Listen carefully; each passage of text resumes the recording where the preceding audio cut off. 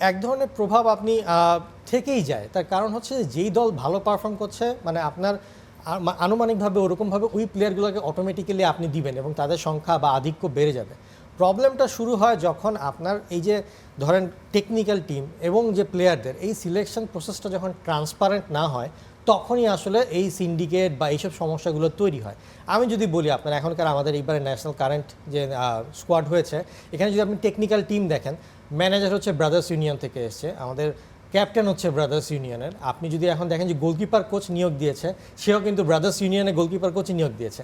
তো আপনি ওইভাবে করে দেখলে বলতে পারেন এটা ব্রাদার্স ইউনিয়নের সিন্ডিকেট নাকি প্রভাব, এটাও কিন্তু আপনি বলতে পারেন ওইভাবে করে দেখলে। আপনি জেনে জানবেন হয়তো যে এইবার কিন্তু যে গোলকিপার কোচ নিয়ে একটা সমস্যা দেখা দিয়েছে। গত এক বছরে হাভিয়ার ক্যাবরেরা গোলকিপার 4 জন গোলকিপার কোচ নিয়ে এসছে।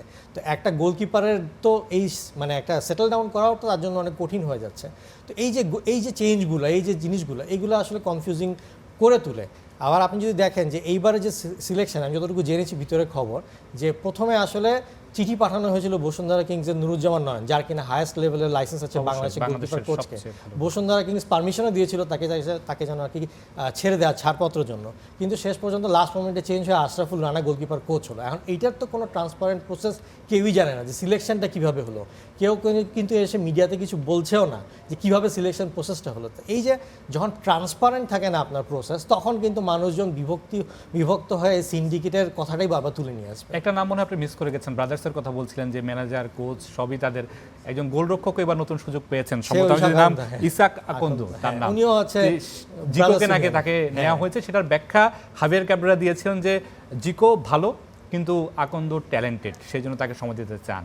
জি, এইটাকে আসলে কিভাবে ব্যাখ্যা করবেন? না, আপনি যদি ইসাক আকন্দ ইন জেনারেল আপনি কিপার হিসেবে দেখেন, ইয়াং ট্যালেন্টেড কিপারদের মধ্যে অবশ্যই তার নাম আসবে, কিন্তু যে দলটা আপনার লিগে 7 নম্বরে আছে বা তার নিচের দিকে আছে, সেই দলটার গোলকিপার কতটুকু ভালো হতে পারে তার দল আসলে ওই জায়গায় থাকলে? এটা আপনি জাস্টিফাই করতে পারেন যদি এখানে মনে করেন যে স্কোয়াডের মধ্যে যে জিকো থাকতো, তখন আসলে বলা যেত যে হ্যাঁ, যে কিপারগুলো বেস্ট পারফর্ম করছে সেও আছে, যারা কিনা ট্যালেন্টেড হতে পারে নেক্সট 5 বছর 10 বছরে তারাও আছে। তাহলে হয় কি, তাহলে পুরো সিলেকশন প্রসেসটা একটা ট্রান্সপারেন্ট জায়গায় চলে যেত। যখন আপনি সেরা গোলকিপারকে বাইরে রেখে বলছেন যে আমি একটা নতুন ট্যালেন্টেড কিপারকে নিয়ে আসছি, তখনই কিন্তু জিনিসটা লজিক্যালি খাটছে না, এবং তখনই কিন্তু মানুষের মধ্যে এই ধারণাটা জন্ম নিবে যে এটা কি তাহলে সিন্ডিকেটের প্রভাব কিনা। তো এই জন্য আমি যেটা বলছিলাম যে আসলে প্রসেসটা ট্রান্সপারেন্ট রাখতে হবে, সবাইকে জানতে হবে যে কেন কোন রিজনে সেই প্লেয়ারগুলোকে নেওয়া হলো। যদি এরকম থাকে যে অনেক সময় থাকে যে কোনো কোচের কোনো নির্দিষ্ট ফেভারিট প্লেয়ার থাকতেই পারে যে হ্যাঁ, সেই প্লেয়ারটা ভালো পারফর্ম করছে তার মতে, তার ট্যাকটিক্যাল অনুযায়ী, তো সেই ক্ষেত্রে সেই প্লেয়ারটাকে নিতে পারে। সেই ক্ষেত্রে যদি কোচ সেটার এক্সপ্লেনেশনটা দেন ট্যাকটিক্যালি বা স্ট্যাটিস্টিক্যালি, তাহলেও কিন্তু মানুষ মেনে নেবে। কিন্তু সমস্যাটা বারবার এখানেই আমাদের বাংলাদেশের ফুটবলে তৈরি হচ্ছে, কেউ ট্রান্সপারেন্ট ওয়েতে মিডিয়াতে এসে কমিউনিকেট করছে না যে কেন কোনো টেকনিক্যাল লোকে নেওয়া হচ্ছে, কেন কোনো প্লেয়ারকে নেওয়া হচ্ছে। এই প্রপার কমিউনিকেশনটাই বিএফএফ থেকে ট্রান্সপারেন্ট না, যার কারণে এই কনফিউশনের সৃষ্টি।